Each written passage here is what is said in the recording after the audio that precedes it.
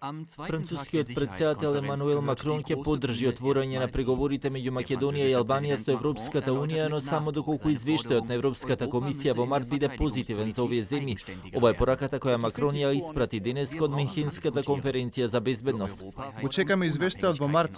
Ако резултатите се позитивни и се утврди доверба, тогаш треба да бидеме во состојба да ги почнеме преговорите.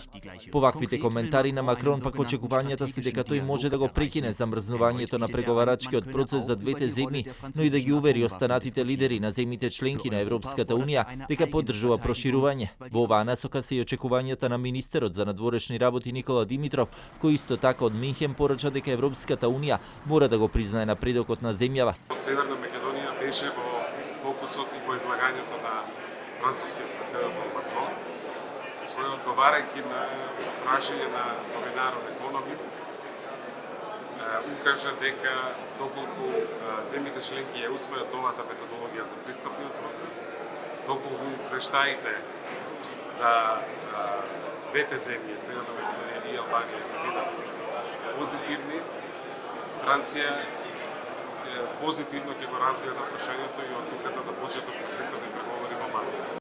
Во Мюнхен и шефот на државата Стево Пендаровски, а во неговата агенда се и билатералните средби со премиерите на Косово и Ерменија. Сепак, во фокусот на македонската делегација на оваа безбедносна конференција и натаму како главна тема останува проширувањето на Европската унија, а на неа присутни се голем број на звучни имиња од европската, но и меѓународната политичка сцена, меѓу кои американскиот државен секретар Мајк Помпео.